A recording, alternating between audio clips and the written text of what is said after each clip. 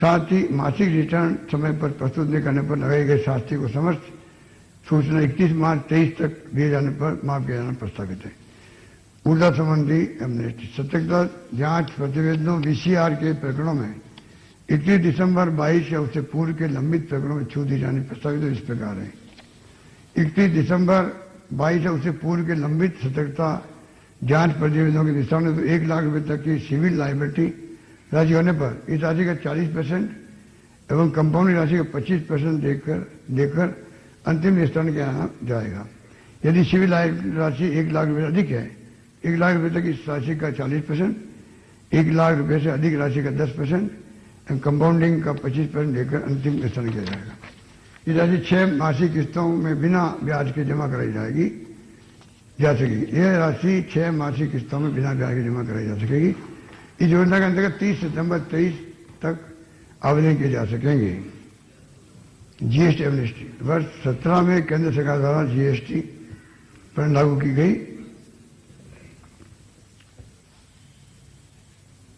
लागू करने की प्रणाली के कारण संपूर्ण देश के साथ ही प्रदेश के व्यवसायों को भी प्रारंभिक वर्षों में कई कठिनाइयों का सामना करना पड़ा।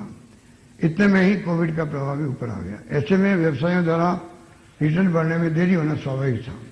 हमने जीएसटी काउंसिल एवं केंद्र सरकार से ऐसे व्यापारियों को राह देने का आग्रह किया है। अभी केंद्र सरकार ने इस विषय पर कुछ सकारात्मक रिस्पॉन्स नहीं प्राप्त हुआ। ऐसे में भी मैं राज्य की ओर से ऐसे समस्त रजिस्टर्ड डीलर्स जो 21-22 की रिटर्न भर चुके हैं अथवा 31 मार्च 23 तक भर देंगे, उन्हें एक बार ये राह देते हुए वर्ष 21-22 की लेट फीस की राज्यांश जो है राज्यगांश से उसका पुनर्ग्रहण करना प्रस्तावित करता हूं।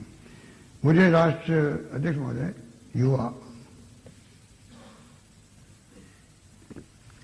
मुझे राष्ट्रगान के रचयिता नोबेल पुरस्कार से सम्मानित गुरुदेव रविंद्रनाथ टैगोर की यह पंक्ति आ रही है।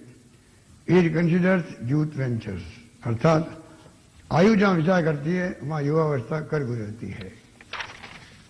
युवा हमारी ऊर्जा है। अतः इस क्रम में प्रदेश के युवाओं को और अधिक संबल देने हेतु युवाओं को अपने शिक्षण अथवा रोजगार स्थल तक स्वयं के साधन से आवागमन के लिए दोपहिया वाहन क्रय करने में राहत की दृष्टि से राज्य में पंजीकृत होने वाले 100 सीसी तक के दोपहिया वाहनों पर वर्तमान में दे एक बारी कर में 50% की छूट देते हुए 4% किया जाना प्रस्तावित करता हूं। राज्य में महिलाओं द्वारा संचालित auto rickshaw, taxi, maxi cab पर की परमिट फीस को निःशुल्क करने की घोषणा करता हूं। राज्य द्वारा राजस्थान स्टार्टअप पॉलिसी 2022 के अंतर्गत स्टार्टअप की स्थापना के लिए निर्धारित निष्पादित 10 लाख रुपए की सीमा तक की ऋण दस्तावेज पर स्टैंप ड्यूटी में छूट के लिए ऋण सीमा को बढ़ाते हुए 25 लाख किया जाना प्रस्तावित है।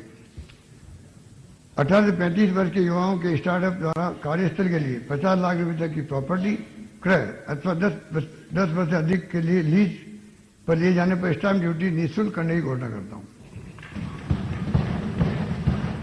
स्टार्टअप से बिना टेंडर उपापन सिंगल सोर्स प्रोक्योरमेंट की वर्तमान 15 लाख की सीमा को बढ़ाकर 25 लाख करने की घोषणा करता हूं।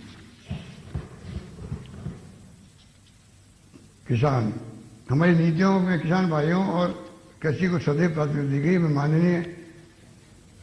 माननीय सदन को मुनि पार्षद द्वारा रचित कृषि पार्षद का श्लोक याद दिलाना चाहता हूं।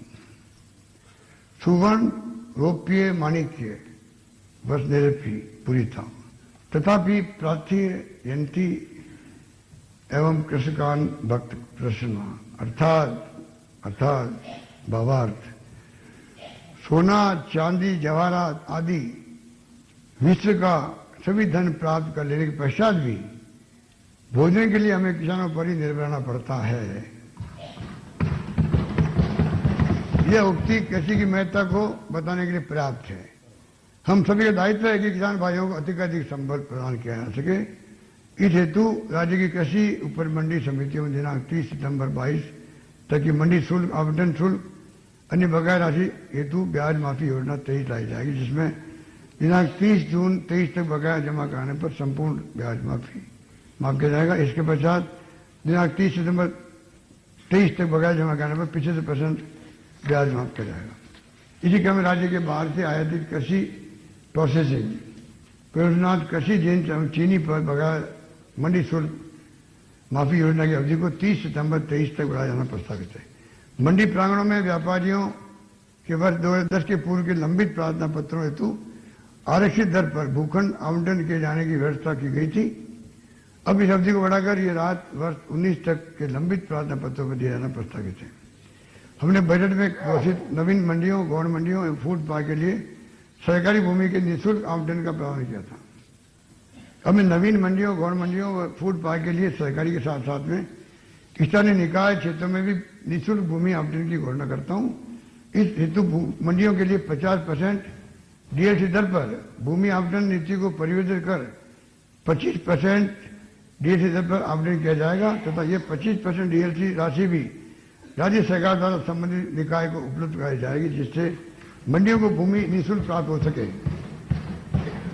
किसानों के हित को ध्यान में रखते हुए कृषि विद्युत कनेक्शन उपलब्ध कराने हेतु विद्युत वितरण निगम व उपभोक्ताओं के मध्य होने वाले करार को स्टाम्प ड्यूटी से मुक्त किया जाना प्रस्तावित है।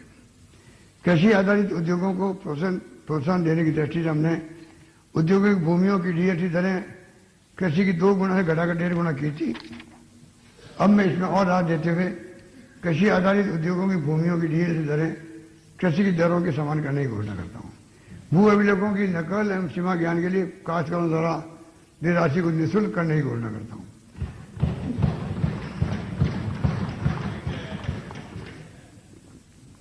माननीय अध्यक्ष महोदय, मुझे माननीय सदन को अवगत कराते हुए अत्यंत हर्ष हो रहा है कि निवेश को प्रोत्साहन देने के लिए हमारे द्वारा उठाए गए प्रोग्रेसिव कदमों के कारण दिनांक 7-8 अक्टूबर को आयोजित इन्वेस्ट राजस्थान कार्यक्रम में लगभग 10,45,000 करोड़ रुपए के निवेश के 4,192 MOU LOS हस्ताक्षरित हुए थे, जिनमें 9 लाख से अधिक व्यक्तियों को रोजगार मिलना संभावित है।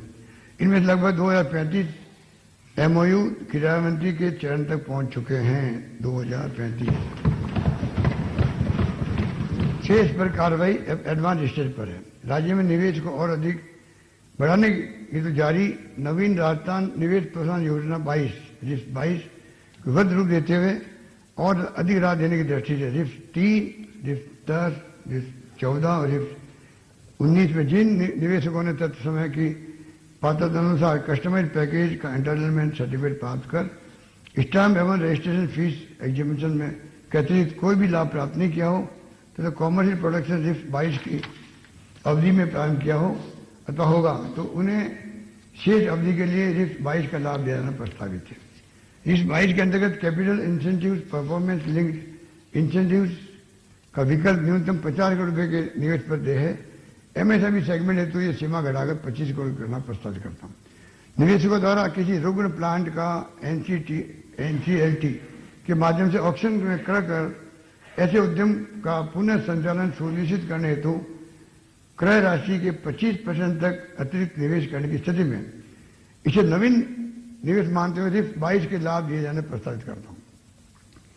एथेनॉल नीति में नवीन रिफ्ट 22 योजना के अंतर्गत लाभ दिए जाएंगे। हमने रिफ्ट 22 के अंतर्गत सनराइज सेक्टर एवं एंकर इन्वेस्टर के लिए कैप्टिव सोलर पावर प्लांट लगाने की स्थिति में बैंकिंग, व्हीलिंग एवं ट्रांसमिशन चार्जेस को एग्जम्प्ट करने का प्रावधान किया। बैंकिंग चार्जेस का यह exemption captive solar power plant की कुल क्षमता पर दिया जाना प्रस्तावित है। यह सुविधा लेने के लिए कैप्टिव पावर प्लांट से उत्पादित संपूर्ण बिजली का उपयोग प्रोडक्ट के लिए किया जाना आवश्यक होगा। साथ ही रिफ्ट के अंतर्गत इस छूट के लिए निवेशक द्वारा अपनी कॉन्ट्रैक्ट डिमांड से अधिक अपने उपयोग की सीमा तक उत्पादन क्षमता का कैप्टिव सोलर प्लांट लगाना अनुमत होगा। रिन्यूएबल एनर्जी के प्लांट की स्थापना के लिए पूर्ववत स्टाम्प ड्यूटी में लैंड टैक्स में छूट दी जाएगी। रिफ्ट में राजस्थान ग्रामीण पर्यटन योजना 2022 के अंतर्गत ग्रामीण पर्यटन की इकाइयों को दे तो जमा SGST का 10 वर्षों तक 100% पुनर्वन किया जाएगा।